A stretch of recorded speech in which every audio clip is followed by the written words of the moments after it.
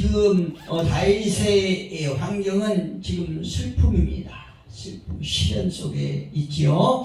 그런데 그 슬픔이 아직은 변하지 않았지만 하나님께서 그 슬픔의 환경을 변화시켜서 기쁨으로 그의 환경을 바꿔주실 것이다 라고 하는 믿음을 가지고 하나님 앞에 고백하는 그런 내용입니다.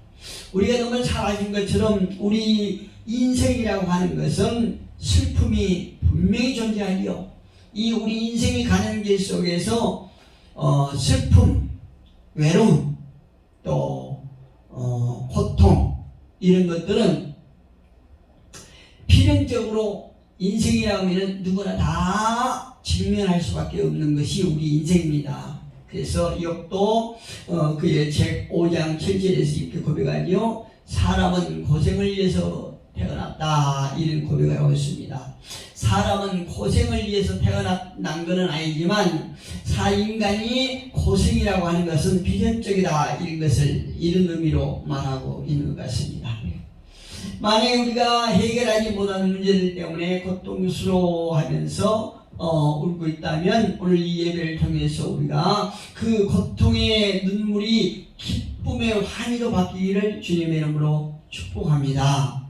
그런데요, 이런 슬픔이 왜 인간에게 있다고 생각하십니까? 이것은 죄 때문이에요. 죄로 인해서 우리 인간의 슬픔이 있을 수밖에 없다 이 말씀이죠. 그렇다면 해결하지 못하는 이 모든 것들은 우리가 어떻게 해결해야 될까요? 그는 성경에서 우리가 죄 때문에 우리가 늘 슬퍼할 수밖에 없는 그 슬픔의 과정을 기쁨으로 바꿀 수 있는 그런 해결책을 분명히 말해주고 있습니다.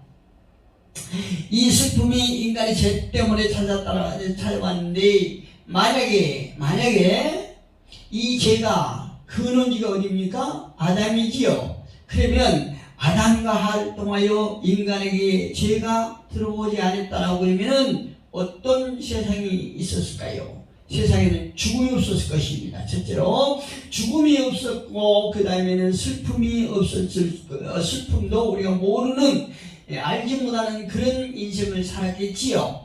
그런데 오늘 본문 5절에 보니까 우리 슬픔 가운데 어떤 일이 일어나는가 5절에 보면 이렇게 말씀하십니다. 성경은요. 그의 노염은 잠깐이요. 그의 노염은 이제 심판하시는 하나님의 노염은 잠깐이라고 말씀하시는 거예요. 여기서 노염이라고 하는 것은 무엇을 얘기합니까? 죄로 인해서 하나님의 분노를 일으키고 또한 그 분노 속에서 하나님께서 기쁨으로 바뀌어주신 것은 은총이지요. 그런데 이 분노는 죄로 인한 하나님의 분노이고 은총이라는 것은 하나님의 자비를 말씀하신 것이요. 할렐루야. 그러니까 죄로 인하여 하나님의 분노를 삼으로 그 심판의 기간에도 하나님 앞에 부르짖을 때 하나님은 당신의 은총을 베풀어 주신다는 것이요. 자비 되신 하나님께서 그 슬픔의 진노를 거두시고 저와 여러분에게 죄인된 인간들에게 자비를 베풀어서 은총의 덕을 주신다 이렇게 성경은 말하고 있습니다. 그런데 인간들이 죄로 말미암아 통회함을 보시고 그 분노를 거둬들이는 하나님의 사랑이 어떻게 나타난다는 겁니까? 그 노여움은 잠깐이다 이렇게 말씀하고 있어요. 성경은요. 5절이 계속됩니다. 그의 노여움은 잠깐이요 그의 은총은 평생이로다. 할렐루야. 우리 인간의 죄로 말미암아 하나님의 분노를 샀던 것은 우리가 하나님께서 우리 앞에 열어놓으신 그 산 길, 살 수 있는 길을 접어들었을 때에 비로소 우리는 이제 기쁨으로 나아간다 이 말씀을 하고 있는 것입니다. 그 길이 하나님의 사랑의 길이에요. 5절에 보니까 그의 은총은 평생이로다.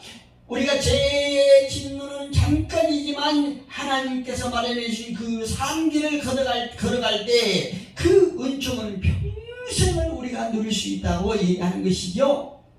저녁에는 울음이 깃들지라도 아침에는 기쁨이 오리로다, 이렇게 말씀하고 있어요. 다시 말씀드리면 울음은 고통과 환난을 상징하지요. 그렇다면 기쁨은 무엇을 얘기할까요? 여기서 우리가 분명히 기억해야 될 것은, 여기서 울었다는 것은 죄로 인해서 슬픔 가운데, 고통 가운데, 환난 가운데 우리가 울고 있을 때에 하나님의 자비를 베풀어 주셔서 우리 은총을 베풀어 주신데, 그 은총의 상징은 무엇이냐? 구원과 승리에 대한 상징이라고 할 수 있습니다. 할렐루야.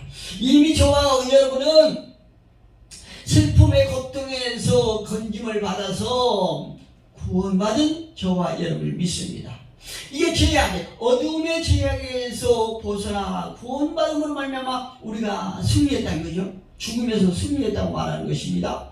다시 말씀드리면 이 기쁨은 깊은 밤과 같은 고난이 지나고 나면 온다는 얘기죠. 무엇이요? 구원과 승리가. 기쁨이 저와 여러분에게 온다는 얘기죠. 근데 이미 우리는 그 기쁨을 만끽하면서 살아가고 있는 상황입니다. 이때 다윗의 당시에 그 슬픔이, 내가 겪고 있는 이 슬픔은 잠깐이다. 그런데 여호와께서 나를 구원하실 때 그 구원의 은총은 영원할 것이다, 이렇게 고백하고 있는 거죠. 다윗의 고백이 저와 여러분이 고백이 됨을 믿습니다. 그런데 이 기쁨, 이 기쁨의 환희, 구원의 승리가 그냥 찾아오는 것이 아니고, 가만히 있는데 찾아오는 것이 아니고, 어떨 때 찾아오느냐? 욥의 고통에서 우리는 그 해결책을 찾을 수 있어요. 어떻게 해야 우리의 슬픔이 떠나가고 기쁨의 아침이 올 수 있는가? 욥의 욥기 33장 26절에서 이렇게 말합니다. 그는 욥은 하나님께 기도함으로, 할렐루야, 저와 여러분에게 슬픔이라고 생각한 것이 무엇입니까?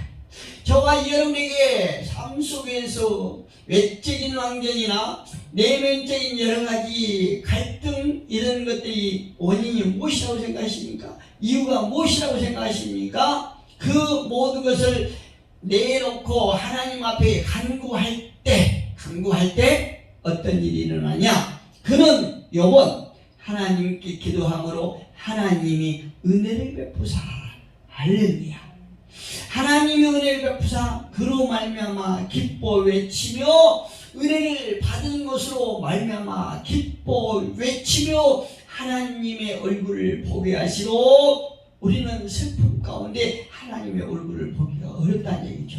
그러나 하나님의 자비하심으로 은혜를 입은 후에 하나님의 얼굴을 보게 하시고 사람에게 그의 공의를 회복시키시느니라, 할렐루야. 이사야서 이자도 26장 20절에서 이렇게 말합니다. 내 백성아 갈지어다. 내 밀실에 들어가서 내 문을 닫고 분노가 지나가기까지 잠깐 숨을 지어라. 저녁이 지나고 아침이 될 때까지만 기다리라, 이렇게 말씀하셔요. 하나님의 구원의 손길이 너희들에게 미칠 때까지만 너희가 인내하라, 이렇게 말씀하고 계시는 것이요. 여러분, 우리가 지금 상황에도 어떤 사람이라 할지라도 환난과 시련과 역경에 있는 사람들이 많습니다. 거의 다 그렇죠? 그런데 그 역경 가운데도 하나님께서 멀리 않아서 저와 여러분의 삶을, 영혼을 구원해 줄 것이라고 하는 그 분명하고 확실한 소망을 품고 우리는 기다리는 것입니다. 기다리는 자에게 하나님께서 찾아오신다는 것을 우리는 잘 알 수 있습니다. 다윗은요, 이런 슬픔이 자신의 죄에서 비롯된 슬픔이라는 것을 고백하고 있는 것입니다. 그러나 한 가지 분명한 것은 무엇이냐? 이와 같은 슬픔이라고 할지라도 하나님은 이와 같은 슬픔까지도 당신의 선한 목적이 있다는 사실을 우리는 기억할 수 있습니다. 할렐루야. 우리가 우리의 죄로 인하여 우리에게 슬픔이 기쁨이 찾아왔지만 그럼에도 불구하고 우리가 삶 속에서 겪고 있는 여러 가지 슬픔과 애로움과 고통, 환난, 근심, 역경 이런 모든 것들을 하나님께서 사용하셔서 하나님께서 저와 여러분을 향하는 선한 계획을 이루신다는 거죠. 할렐루야. 이런 하나님을 우리는 우리 아버지로 섬기고 있는 것입니다. 그런데 문제는 무엇이냐? 딱히 내가 죄를 짓지 않았는데도 고난을 만날 때가 있어요. 내가 신앙생활을 잘하고 있는데도 역경을 만날 수가 있다는 얘기죠. 우리가 어떤 죄를 지어서 풀무불에 들어가는 것은 그거는 공의적인 엄연한 대가지만 그렇지 않고 하나님 앞에 우리가 힘쓰고 애쓰고 하나님을 사랑하고 있는데도 불구하고 우리가 시련을 겪을 때가 있다는 거죠. 그때 우리의 자세가 어떠해야 되는지, 어떤 행동을 보여야 되는지, 어떤 자세를 취해야 되는지 야고보 선생은 우리에게 이런 참고서를 줍니다. 어떤 참고서인 줄 아십니까? 내 형제들아, 너희가 여러 가지 시험을 당하거든 온전히 기쁘게 여기라. 할렐루야. 여러분, 우리 인간은요 육체를 가지고 있기 때문에 이 어려움 속에서 기뻐하기가 정말 어렵습니다. 믿음이 있다 할지라도 이 어려운 고통을, 시험을 우리가 기쁨으로 받아들이기는 정말 어려워요. 그래도 불구하고 성경은 그 기쁨, 그 시험을 기쁨으로 받으라 이렇게 말씀하고 있어요. 여기서 말한 시험은 다름 아닌 유혹이 아니라 시련인 것입니다. 여러분, 유혹과 시련은 전혀 달라요. 의미가 달라요. 여기서 우리가 반문해 볼 대목은 무엇이냐면 왜 성경에서 말하기를 시련을 만나거든 너희가 기쁘게 여기라 이렇게 말하지 않냐고, 너희가 시련을 당하거든 온전히 기쁨으로 여기라 이렇게 말했을까요? 여기 시작하지 않습니까? 우리가 인생을 살아가면서 시련을 만나는 것을 당연한 것으로 말씀하시는 것이에요. 우리 인간이 인생의 항로를 가면서 이 시련을 당하지 않는 사람이 아무도 없다는 얘기죠. 예수를 안 믿는 사람은 말할 것도 없거니와 예수를 믿는 사람에게도 이 시련을 만나게 된다는 거죠. 왜 그럴까요? 많은 사람들은 예수를 믿으면 모든 것이 다 아주 형통할 것이라고, 모든 것이 다 내가 원하는 대로 이루어질 것이라고 이렇게 생각을 하지 않습니까? 그런데 예수를 믿는 사람도 시련을 당한다는 거죠. 왜 그럴까요? 그것은 우리가 시련을 통해서 인내를 배우기 때문에 그런 거예요. 여러분, 시련이 없는 인생은요 온전한 인생이 될 수가 없어요. 그렇다고 해서 우리가 시련을 통해서 완전한 자가 될 수는 없지만 그래도 불구하고 그 시련을 통해서 우리가 우리의 기쁨이 올 때까지 인내할 수 있다는 거죠. 그 시련을 통해서 하나님께서 나를 통해서 하실 일을 우리는 어렴풋이 알 수 있다는 거죠. 하나님께서 우리에게 가르쳐 주신 만큼 우리는 하나님께서 나를 향하는 그 계획, 하나님께서 나를 향하는 그 사랑을 알 수가 있다는 얘기입니다. 그래서 시련이 우리에게 유익하다고 얘기를 할 수 있는 거예요. 이것은 하나님께서 성도를 훈련시키는 방법이시기도 하죠. 우리가 만에 하나라도 시련이 없고 모든 것이 내가 원하는 대로 이렇게 가보세요. 우리가 신앙생활을 하기가 어렵습니다. 하나님을 알아가기가 어렵습니다. 하나님을 사랑하기가 정말 어렵습니다. 세상이 좋거든요. 왜요? 인간의 본성은 제약되기 때문에 그래요. 우리 본성이 제약되기 때문에, 죄성이 있기 때문에 우리가 시련을 만나야만이 주님 앞으로 가까이 가는 거예요. 그래서 하나님께서 저와 여러분 많은 하나님의 백성들을 당신과 늘 사랑할 수 있는 방법이 바로 이 시련을 활용하고 계신다는 얘기입니다. 우리가 그걸 할 수 있어요. 그래서 바울도 그의 책 로마서 8장 28절에 이렇게 말하고 있지 않습니까? 우리가 알거니와 하나님을 사랑하는 자 곧 그의 뜻대로 부르심을 입은 자들에게는 모든 것이 합력과 선을 이루느니라. 할렐루야. 저와 여러분의 환경이 어렵습니까? 힘듭니까? 고통스럽습니까? 그러나 이 모든 것을 합력하여 결과적으로 선한 열매를 맺는다는 것이요. 우리는 알 수 없지만, 우리에게는 이해가 되지 않지만, 납득이 되지 않지만, 그럼에도 불구하고 사도 바울은 그렇게 말하고 있어요. 하나님의 뜻대로 부르심을 입은 저와 여러분에게는 시련이든 고통이든 환난이든 이 모든 것을 통하여 합력해서 선을 이루느니라, 이렇게 말하고 있다는 얘기입니다.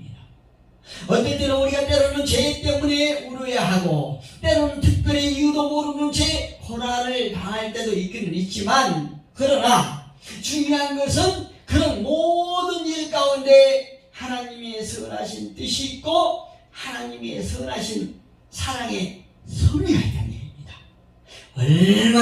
얼마나 하나님의 오묘한 섭리이십니까? 그런 의미로 볼 때 우리가 만나는 여러 가지 시련과 고통들이 우리를 죽이려 하는 것이 아니라 살리는 것이라고 할 수 있지요. 우리를 또 장성한 분량으로 키우기 위한 하나님의 훈련의 방법이요, 하나님의 사랑이 그 속에 있다는 것을 알 수 있습니다. 물론 인간적으로 볼 때 시련을 좋아할 그런 사람은 없고 그럴 일이 아니지만, 그럼에도 불구하고 그런 일을 통해서 하나님의 선을 이루신다는 거죠. 누가요? 저와 여러분이 하나님과 함께할까요? 우리에게 주신 여러 가지 시련의 환난을 통해서 선을 이루시는 하나님의 계획을 우리가 알 수 있습니다. 그렇다면 우리가 이와 같은 고통의 시련을 당할 때 매우 중요한 것이 있는데요. 그 중요한 게 무엇이냐? 그 상황을 만날 때 어떻게 반응하느냐, 이건 대단히 중요합니다. 늘 말씀드리지만 믿음의 사람들이 불신자들하고 차이가 나는 것이 여기서 나오는 거예요. 시련을 당할 때 세상 사람들하고 우리 믿음의 백성들하고 차이가 있는데요. 그 차이가 어떤 것이냐? 10절 우리 같이 한번 읽어보겠습니다. 10절 같이 읽어봅니다. 시작. 여호와여 들으시고 내게 은혜를 베푸소서. 여호와여 나를 돕는 자가 되소서 하였나이다. 여호와여 들으시고 내게 은혜를 베푸소서. 여호와여 나를 돕는 자가 되소서. 여러분, 사람이 우리를 돕는 것은 한계가 있습니다. 사람이 우리를 돕는 것은 계산적이에요. 타산적이에요. 그런데 하나님께서는 저와 여러분에게 은혜를 베푸는데요, 값비싼 은혜를 값싸게 조건 없이 은혜를 베풀어 주시는 것이죠. 그래서 우리가 하나님께서 우리를 도와주시는데 그렇다고 해서 하나님께서 나에게 나타나셔서 도와주신 것이 아니라 많은 이웃의 사람들을 통해서 하나님은 우리에게 돕는 자가 되신다, 이 말씀이에요. 그래서 다윗은 말하기를 여호와여 들으시고 내게 은혜를 베푸소서. 여호와여 나를 돕는 자가 되게 하소서. 우리는 다윗의 기도처럼요, 고통의 시련을 당할 때 간절하게 기도하신대. 하나님께서 나에게 돕는 자가 되신대. 하나님께서 나에게 만남의 복을 허락하여 주시고 그 만남을 통해서 하나님의 뜻이 나에게 이루어지기를 소원합니다. 이런 기도를 했으면 참 좋겠습니다. 이어서 11절에 보니까 이렇게 말합니다. 주께서 나의 슬픔이 변하여 내게 춤이 되게 하시며 나의 베옷을 벗기시고 기쁨으로 띠띠우셨나이다. 할렐루야. 이런 역사가 저와 여러분에게 오늘 나타나기를 간절히 축복합니다. 다윗이 베옷을 입고 하나님 앞에 나아가 자신을 돌아봤던 것처럼 얘기하면서 말씀으로 돌아가야 되는 거예요. 우리는요, 우리가 세상의 삶이 바쁘다고 환경이 어지럽다고 하나님의 말씀이 되신 하나님을 우리는 소홀히 하면 안 됩니다. 늘 말씀이 우리의 삶 속에 함께 하시고 그 말씀이 우리의 인생을 이끌어 가야 된다는 거죠. 우리가 매 시간마다 하나님의 말씀대로 살지 못함을 아버지 앞에 고백하고 회개하면서 말씀이 내 안에서 나의 삶을 이끌어 갈 수 있도록 하나님 앞에 맡겨야 해요. 이것이 때로는 하나님께서 우리에게 시련을 허락하신 이유이기도 합니다. 여러분, 시련을 만날 때 여러분은 어떻게 반응하시나요? 우리가 지금 다가오고 있는 시련 앞에 원망이나 좌절이나 낙심이 아닌 하나님 앞에 나아가 자신을 돌아보는 계기가 되기를 축복합니다. 물론 우리가 시련 속에, 역경 속에 힘들고 버겁고 어려울 때가 있지요. 그래서 우리가 연약하지나 원망이나 좌절, 낙심을 할 때도 있어요. 그럼에도 불구하고 우리가 이러한 원망이나 좌절이나 낙심의 생각을 버리고 하나님께 나아가서 내 자신이 어떤 존재인가를 하나님을 통해서 우리가 볼 수 있어야 된다는 거죠. 이것이 아주 중요합니다. 내 자신을 볼 수 있다는 것. 하나님께서 내 자신을 나에게 비춰지지 아니하시면 우리는 내 자신을 알 수 없어요. 하나님을 통해서 내 자신을 알게 되는 거예요. 그래서 우리가 주님을 만난 첫 관문이 무엇이냐? 내가 죄인이라는 것을 고백할 수 있다는 거죠. 사도 베드로가 그랬잖아요. 베드로가 예전에 철없는 시절 때 천막지축으로 살 때 그때 성령께서 딱 베드로에게 임해서 그가 죄인임을 깨닫게 하잖아요.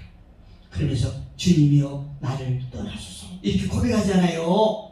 우리가 하나님께서 내 모습을 비춰주지 않으시면 우리는 내 자신을 알 수 없습니다. 그래서 우리는 힘들고 어려울 때 주님 앞에 나가서 내 자신을 진정한 내 모습을 볼 수 있기를 주님으로 축복합니다.